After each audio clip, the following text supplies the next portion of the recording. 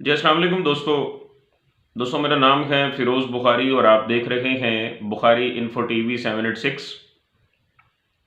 सबसे पहले तो बहुत ज़्यादा माज़रत कि आप लोगों के साथ बहुत महीनों के बाद बात हो रही है, लेकिन इंशाल्लाह अल्लाह ताला की ज़ात से दुआ करता हूँ कि अब आपके साथ रेगुलर बातचीत अब मेरी होती रहे और हम एक दूसरे के साथ अपने लाइफ के एक्सपीरियंसेस को, लाइफ के तजर्बात को शेयर करते रहें।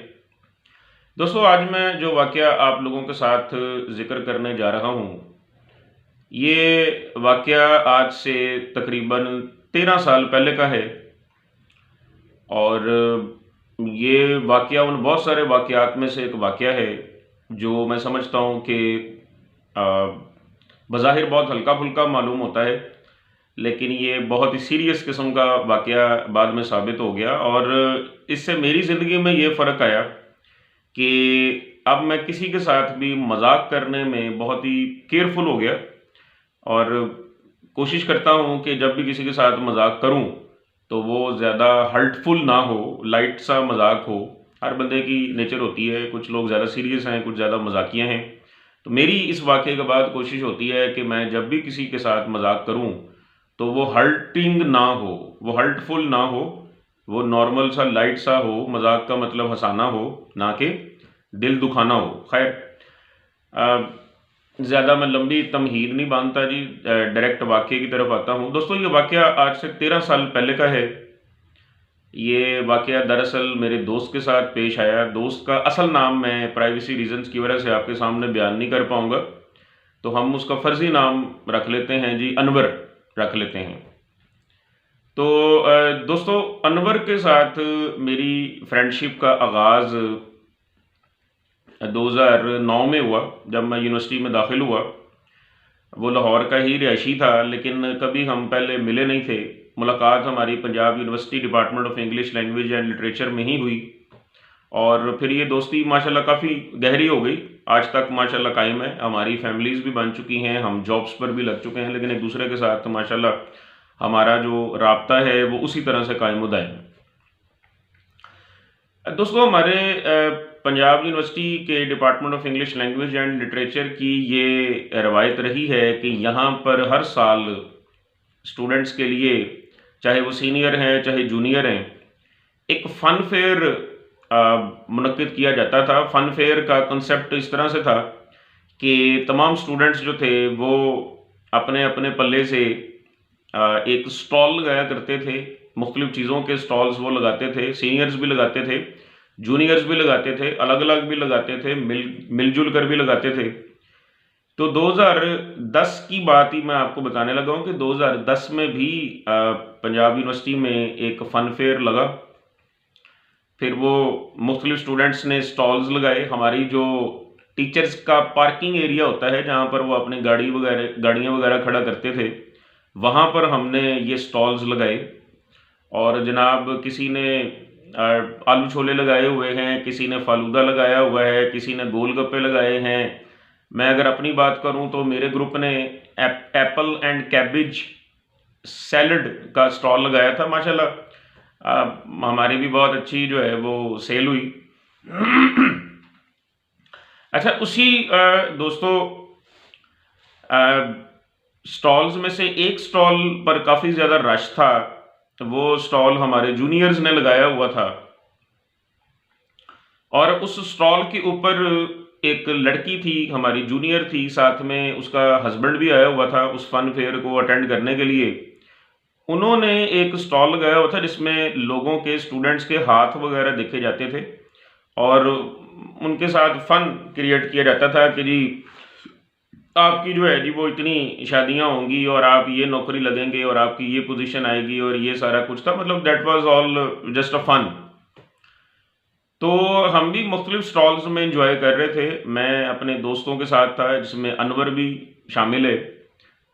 वाकई में मज़ीद आगे बढ़ने से पहले मैं आपको बताता चलूं कि अनवर की एक आंख नहीं थी। अनवर की एक आंख जो थी वो बचपन में एक हादसे में ज़ाया हो चुकी थी और अनवर अपनी उस आंख को लेके काफ़ी सेंसिटिव भी था। मतलब कि मेरी आदत है मजाक वगैरह करने की, तो 2-3 दफ़ा मैंने उसकी आंख के हवाले से भी कुछ मजाक वगैरह करना चाहा, लेकिन आगे से अनवर का सीरियस किस्म का रिएक्शन देखकर मैं काफ़ी मोहतात हो गया, क्योंकि ज़ाहिर है वो मेरा दोस्त था और मैं अपने दोस्त को बिला वजह सीधी बात है कि लूज़ नहीं करना चाहता था। अच्छा दोस्त था, बहुत ही जिगरी मेरा यार बाद में बना। तो उस बेचारे की एक आंख नहीं थी। खैर, हम फिर दोस्त बड़े मोहतात हो गए सारे ही कि यार इसकी आंख के बारे में कोई बात नहीं करनी, ये बहुत ही दिल पर लेता है और बहुत ज़्यादा फील करता है, तो लिहाजा इसकी आंख के बारे में कोई भी बात नहीं करनी। हम बहुत सीरियस हो गए सारे, बट ठीक है भी, समझ गए कि ये बंदा फील करता है।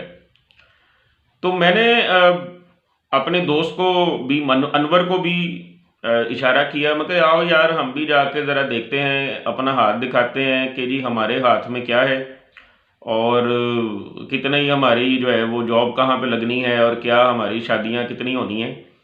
मजाक करते करते जनाब हम उस स्टॉल पर चले गए। स्टॉल पर गए तो वहाँ पर 10 रुपया का पता नहीं 20 रुपये फ़ीस उन्होंने रखी हुई थी। स्टॉल में जनाब उन्होंने 2-3 कुर्सियाँ रखी हुई थी। एक कुर्सी पर वो लड़की जूनियर हमारी बैठ के बता रही थी, लड़कों का हाथ थाम के या लड़कियों का, कि जी आपकी उंगलियाँ, आपकी लकीरें ये कहती हैं और ये आपके हाथ पे लिखा हो। अनवर ने भी कहा जी कि जब हमारी बारी आई, पहले मैंने अपना हाथ दिखाया, मुझे उन्होंने क्या बताया that is not important. Anwar ने जब अपना हाथ आगे किया तो वो मजाक बहुत कम करता था, बस शायद मजाक के ही लहजे में उसके मुंह से निकल गया कि जी हाँ जी दसो जी मेरियां किनियां शादियां होनी हैं। तो इस बात पर सारे जो स्टूडेंट्स वगैरह स्टॉल पे खड़े थे उनको बड़ी हंसी आई, मैं भी ज़ाहिर हंसा कि बस सही हो गया, शादी की बजाय शादियां पूछने आ गए। तो वहाँ पर जो आगे से जूनियर लड़की खड़ी थी, उसके साथ उसका हस्बैंड था और वो जो हस्बैंड और वाइफ थे उन्होंने ही हाथ देकर बताना था कि कितनी शादियां होनी हैं और क्या होना है। तो वो एक दूसरे की तरफ देखकर ना बड़ा मजाकिया हंसे, बड़ा तंजिया हंसे, और उस हस्बैंड ने जनाब एक बात कह दी जो मुझे आज तक बड़े वाज़ेह तौर पर याद है। उसने कहा, अनवर की आंख को निशाना बनाते हुए उसने एक जुमला कहा, उसने कहा जी तू पुत्र दुआ कर तेनू को कुड़ी दे दे, तू दुआ कर तेरी एक शादी हो जाए, तू शादियां पूछने। ले जनाब ये जो बात थी ये मुझे बहुत ज़्यादा फील हुई, क्योंकि मैं जानता था कि अनवर अपने हाथ को लेकर, अपनी आंख को लेकर काफ़ी सेंसिटिव है और इस तरह के रिमार्क्स ने यकीनन उसको बहुत हर्ट किया होगा। खैर, मैंने चोरी चोरी अनवर की तरफ देखा तो उस बेचारे के चेहरे पर एक ज़ख्मी सी मुस्कुराहट आ गई, और जो भी फिर उसको बताया गया उसने बहुत ही गैर दिलचस्पी से सुना भी होगा, जाहिर है, क्योंकि उसकी आंख के ऊपर बात की गई थी तो वो बहुत ज़्यादा बेचारा हर्ट हुआ होगा। उसके बाद वो चुप करके मुझे बताए बगैर या मुझे साथ मिलाए बगैर वो मुड़ा और वो जनाब सामने जो हमारा डिपार्टमेंट ऑफ इंग्लिश का लॉन होता था वहाँ पर वो चला गया। वहाँ पर पत्थरों के साथ ना इंग्लिश लिखा होता था, तो वो उस जगह पर जाकर ना चुपचाप जाकर बैठ गया। अब मैं हाथ वगैरह दिखाने के चक्कर में और कुछ देर स्टॉल पे खड़ा रहा। उसके बाद जब मुझे अचानक एहसास हुआ कि यार अनवर तो यहाँ पे है ही नहीं है, मैं भी फिर गया लॉन में, जाकर मैं उसके साथ बैठ गया। मुझे पता था कि वो बहुत ज़्यादा हर्ट हुआ है और मैंने कोशिश की कि उसको कुछ चेयर अप करूं, कुछ उसके साथ मजाक करूं। फिर मैंने उसको कुछ खाने पीने की चीज़ें खिलाई और फिर हम अपने अपने घर चल दिए। दोस्तों ये बात 2010 की है। 2011 में हमारा एमए इंग्लिश का सेशन ख़त्म हो गया और उसके बाद हम सब फिर अपने अपनी नौकरियों की ट्राइयाँ करने लगे। लेकिन हमारा क्लास का, डिपार्टमेंट ऑफ इंग्लिश का एक ग्रुप, फेसबुक ग्रुप बना हुआ था जिसके अंदर हम अक्सर अपनी पुरानी यादें, पुरानी बातें, पुरानी तस्वीरें वगैरह शेयर किया करते थे। तो उस ग्रुप में बड़े दिनों बाद मैंने एक दिन वो ग्रुप खोला अपने घर पे, मैं बैठा हुआ था लाहौर में, तो मैंने वो जनाब फेसबुक का वो ग्रुप खोला तो वहाँ पर मुझे एक पोस्ट नज़र आई जिसको देखकर कुछ लम्हों के लिए मैं हक्का बक्का रह गया कि यार ये ऐसे भी हो सकता है।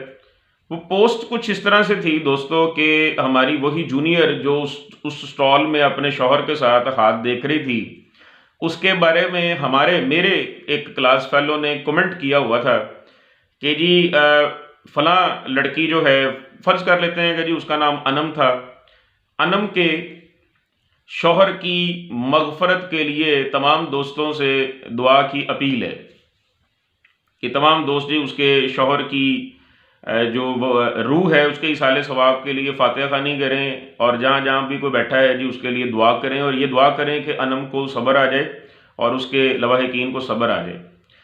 तो मैंने जब गौर से वो पोस्ट पढ़ी तो मुझे पता चला कि अनम के शौहर का तकरीबन महीना पहले एक कार एक्सीडेंट में हादसा एक हुआ और उसके शौहर की उस हादसे में डेथ हो गई, और वो बेचारी जाहिर है फिर बेवा हो गई, जाहिर है शौहर उसका मारा गया तो वो बेवा हो गई। लेकिन मेरा फौरी तौर पर फिर ध्यान गया उस दिन की तरफ जिस दिन उसके शौहर ने अपनी बीवी के साथ मजाक में अनवर के लिए ये बात की थी कि पुत्र तू दुआ कर तेनों को कुड़ी दे दे, तू शादियां पुछने हैं, तू दुआ कर तेरी एक शादी हो जाए। यकीनन उसकी आंख पे चोट की थी और पता नहीं उस बेचारे ने कितना फील किया होगा और उसके दिल से क्या बद्दुआ निकली होगी, नोबडी कैन इमेजिन। तो दोस्तों मेरी इस वाक़े के बाद मैं मजाक वगैरह करने में दोस्तों यारों के साथ बहुत ही केयरफुल हो गया कि नहीं यार, आइंदा किसी के साथ भी हर्टफुल किस्म का मजाक नहीं करना।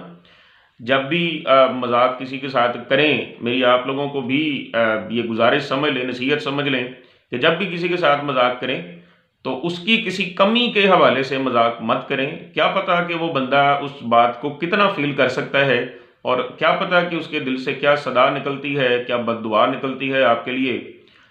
तो जनाब मैंने फौरी तौर पर अनवर को कॉल की। इस वाक़े को फेसबुक पर देखने के बाद मैंने फौरी तौर पर उसको कॉल की, मैंने उसको सारा कुछ बताया, वो ऑलरेडी जानता था। तो एक जुमला मैंने उससे कहा, मैंने कहा यार अगर तूने ना दिल में अनम की या उसके शौहर की कोई बात आज तक रखी हुई है तो मेरे भाई वो ख़त्म कर दे। उसके साथ ऑलरेडी बहुत बुरा हो चुका है। अल्लाह ताला की ज़ात को यकीनन तेरी बद्दुआ पहुंची है, तेरी सदा पहुंची है कि ये अमल हुआ है। मुझे ऐसा लगता है कि ये तेरी वजह से हुआ है, तेरी उस बद्दुआ की वजह से हुआ है जो शायद उस वक्त तेरे दिल से निकली है। खैर आगे से उसने मुझे यही कहा कि नहीं यार ऐसी कोई बात नहीं है, ठीक है वक्ती तौर पे मैं बहुत हर्ट हुआ था, लेकिन मैं ऐसा भी नहीं हूँ कि मैं उसके शौहर की मौत की बद्दुआ कर दूँ उसके लिए।